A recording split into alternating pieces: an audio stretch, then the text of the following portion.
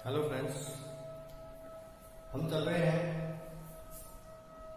Class 12 biology का पाठ number 6। अभी तक हमने आपको जल के बारे में बताया कि किस प्रकार के जल को पादपों के द्वारा ग्रहण किया जाता है। तो हमने आपको बताया कि पादपों के द्वारा जो केशिकीय जल है उसको ग्रहण किया जाता है। अब मैं आपको जो टॉपिक पढ़ाने जा रहा हूं वो है पादपों में जल अवशोषण करने वाले तंत्र। पादपों में जल अवशोषण करने वाले तंत्र। देखिए, अगर अपन पादपों के वर्गीकरण की बात करें तो पादपों का जो अपन वर्गीकरण करते हैं तो पादपों को मुख्य रूप से अपन 5 भागों में बांटते हैं। पहला थैलोफाइटा।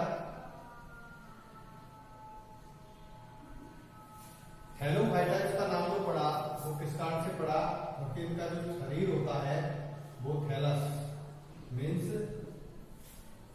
थैले के समान होता है, जिसमें पौधा जड़ तना पत्ती में बटा हुआ नहीं होता है। तो थैले के समान होने के कारण इनका पूरा जो थैला है या पूरा थैलेनुमा शरीर है वही क्या करता है, जल अवशोषण का कार्य करता है। दूसरा जो इससे विकसित वर्ग है वो है ब्रायोफाइटा। ब्रायोफाइटा जो है उसमें जल अवशोषण के लिए एक विशेष प्रकार के मूलावास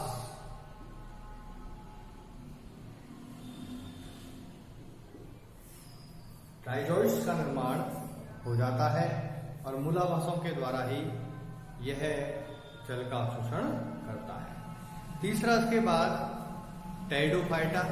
टेरिडोफाइटा जो है उसमें भी जो पादप है वो कुछ भागों में डिवाइड होने लगता है, अर्थात कुछ मात्रा में जड़ तने का निर्माण होना प्रारंभ हो जाता है। उसके बाद अगला वर्ग है जिम्नोस्पर्म। जिम्नोस्पर्म जो है तीसरा मैंने आपको बताया कौन सा, टेरिडोफाइटा। चौथा मैंने आपको बताया जिम्नोस्पर्म।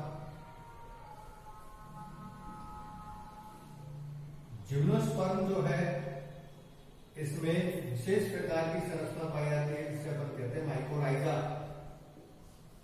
और माइकोराइजा के द्वारा यहां पर जल अवशोषण किया जाता है।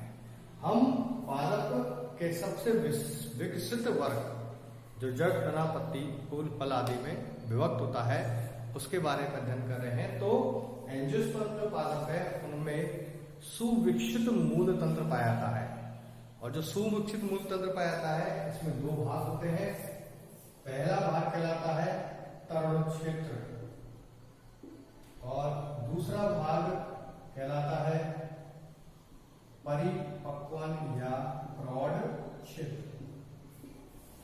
यहां पर मैंने इसको आपको डिवाइड किया है। पहला तरुण क्षेत्र। तरुण क्षेत्र जो है उसमें अपन मूलगोप के जस्ट पीछे होता है मूल शीर्ष के पीछे होता है आपका धैर्यवृत्ति क्षेत्र, और धैर्यवृत्ति क्षेत्र के बाद में होता है मूलरोम। ये आपका तरुण क्षेत्र के अंदर आता है, और ये जो भाग है ये आपका आता है प्रौढ़ क्षेत्र परिपक्वन क्षेत्र के अंदर। इस तरह से अपन पादप के अंदर जो जल अवशोषण के लिए, कौन से पादप के अंदर, एंजियोस्पर्म पादप के अंदर जल अवशोषण के लिए जो विकसित तंत्र होता है उसको 2 भागों में बांट देते हैं। अपन पहले बात करते हैं किसकी, तरुण क्षेत्र की। तरुण क्षेत्र का पहला भाग है मूलगोप। ये जो मूलगोप है ये आपके जड़ का बिल्कुल या मूल का बिल्कुल शीर्ष भाग होता है, और ये जो वृद्धि कार्य, यह कह सकते हैं अपन मूल शीर्ष की जो कोशिकाएं हैं उनको सुरक्षात्मक आवरण प्रदान करने का कार्य करता है। दूसरा, मूल गोप के पीछे मूल शीर्ष होता है, और मूल शीर्ष जो होता है वो कोशिका विभाजन क्षेत्र कहलाता है। और कोशिका विभाजन क्षेत्र कहलाता है, इसका मतलब यहाँ पर जो कोशिकाएं हैं वो विभाजन करती हैं, और विभाजन कर कर यहाँ से ये पौधे को या पौधे की जड़ को लंबाई में वृद्धि के लिए प्रेरित करती है। तीसरा जो भाग है वो कहलाता है दैर्घ्य वृद्धि क्षेत्र। दैर्घ्य वृद्धि क्षेत्र नाम से स्पष्ट है। दैर्घ्य वृद्धि क्षेत्र ये मूल शीर्ष के पीछे उपस्थित होता है और इस जड़ को लंबाई में वृद्धि के लिए प्रेरित करता है। चौथा, मूल रोम, ये सबसे पीछे का भाग होता है जिसमें हजारों की संख्या में मूल रोम उपस्थित होते हैं। और ये जो मूल रोम है यही इस जड़ का मुख्य भाग होता है जो जल अवशोषण की क्रियाविधि को संपन्न करता है। मीन्स जड़ों के द्वारा जो जल अवशोषण की क्रिया होती है वो किसके द्वारा होती है? मूल रोम के द्वारा। दूसरा मैंने आपको बताया प्रौढ़ क्षेत्र या परिपक्व क्षेत्र। क्यों कहते हैं प्रौढ़ या परिपक्व क्षेत्र? क्योंकि इस क्षेत्र की जो कोशिकाएं हैं, यहाँ पर इस क्षेत्र की जो कोशिका है इनमें लिग्निन या सुबेरिन पदार्थ है, इनका जमाव होने के कारण इस क्षेत्र की कोशिकाएं विभाजन योग्य नहीं होती है। और विभाजन योग्य नहीं होती है तो इनमें किसी भी प्रकार के जल अवशोषण की क्रिया नहीं होती, ये केवल यांत्रिक सहायता प्रदान करने का कार्य करती है। तो ये मैंने आपको पढ़ाया मूल शीर्ष की संरचना। दोबारा समझ लीजिए, मूल की शीर्ष की संरचना में कितने भाग होते हैं? दो भाग, तरुण क्षेत्र और परिपक्वन क्षेत्र। तरुण क्षेत्र के चार भाग है। मूल गोप ये सबसे शीर्ष का भाग होता है, मूल का, जो सुरक्षात्मक आवरण की तरह कार्य करता है। मूल गोप के पीछे मूल शीर्ष होता है, यह कोशिका विभाजन क्षेत्र कहलाता है क्योंकि यहाँ की कोशिकाएं लगातार या मूल शीर्ष की कोशिकाओं में विभाजन के कारण ही जड़ में वृद्धि का कार्य संपन्न होता है। दैर्घ्य क्षेत्र मूल शीर्ष के पीछे उपस्थित होता है और इसकी जो कोशिकाएं हैं इसके कारण ही जड़ लंबाई में वृद्धि करने का कार्य करती है। दैर्घ्य वृद्धि क्षेत्र के पीछे मूल रोम क्षेत्र होता है। मूल रोम क्षेत्र में हजारों मूल रोम पाए जाते हैं और जड़ का मूल रोम ही वह भाग है जिसके द्वारा जल अवशोषण की क्रिया की जाती है। दूसरा भाग परिपक्व क्षेत्र या प्रौढ़ क्षेत्र। क्यों बोलते हैं इसे? क्योंकि इसकी जो कोशिकाएं उसमें लिग्निन या सुबेरिन का जमाव होने के कारण इसकी कोशिकाएं विभाजन नहीं करती हैं और विभाजन नहीं करने के कारण यहाँ पर कोशिकाएं यांत्रिक सहायता प्रदान करती है और इस भाग में जल अवशोषण की क्रिया भी नहीं होती है। उसके बाद अगला टॉपिक है हमारा जल अवशोषण की क्रियाविधि।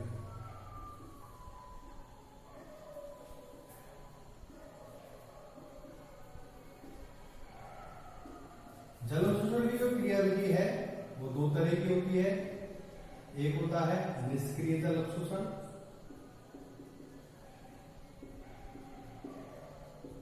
और दूसरा होता है सक्रिय जल अवशोषण।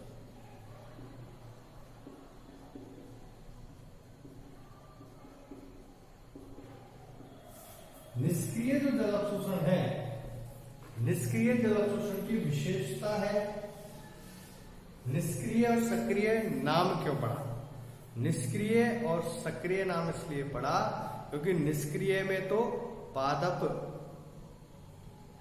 के जिस भाग के द्वारा जल अवशोषण किया जा रहा है, जिसके कारण जल अवशोषण किया जा रहा है, उसमें किसी प्रकार की ऊर्जा की आवश्यकता नहीं होती है। जबकि सक्रिय जल अवशोषण में जड़ें सक्रिय रहकर कार्य करती है और इसमें हमें ऊर्जा की आवश्यकता होती है।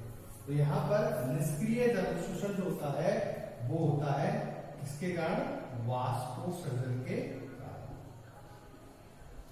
वाष्पोत्सर्जन कर्षण के कारण। यहां पर कह सकते हैं दूसरे शब्दों में वाष्पोत्सर्जी पृष्ठ, वाष्पोत्सर्जी पृष्ठ, और वाष्पोत्सर्जी पृष्ठ कौन है? पत्ती। कि जब पत्तियों के अंदर वाष्पोत्सर्जन की क्रिया होती है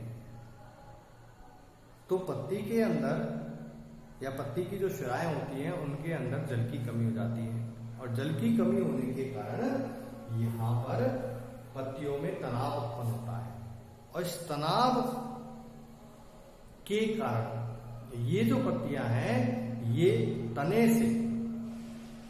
तने से जड़ तक पहुंचती हैं। अब पत्तियां नहीं पहुंचती जड़ तक। क्या कह रहा हूं मैं, मेरी बात को समझने का प्रयास कीजिए कि जब पत्तियों में तनाव उत्पन्न होता है तो तनाव जो है वो तने से होते हुए जड़ों तक पहुंचता है, और इसके कारण ही यह कह सकते हैं वाष्पोत्सर्जन कर्षण, यानी कि वाष्पोत्सर्जन के कारण खिंचाव उत्पन्न होने के कारण जो मृदा है उससे जल जड़ों में पहुंचता है, और जड़ों से फिर पत्तियों में होते हुए पौधे के सभी भागों में या तने में, या तने से पत्तियों में पहुंचता है। इस क्रिया को कहते हैं निष्क्रिय जल अवशोषण। तो यहाँ पर जल अवशोषण के लिए उत्तरदायी कौन है? पत्तियां। क्यों है उत्तरदायी? क्योंकि पत्तियों के अंदर कौन सी क्रिया उत्पन्न हो रही है? वाष्पोत्सर्जन की क्रिया हो रही है, और वाष्पोत्सर्जन के कारण उसमें क्या उत्पन्न हो रहा है? एक तनाव उत्पन्न हो रहा है, और ये क्रिया स्वतः उत्पन्न हो रही है। दूसरा प्रश्न ये पूछा जाता है निष्क्रिय अवशोषण पौधे के किस भाग में होता है? तो पौधे के वायवीय भाग में निष्क्रिय जल अवशोषण की क्रिया होती है।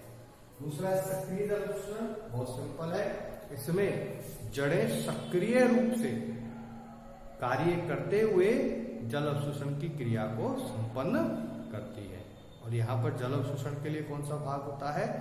जड़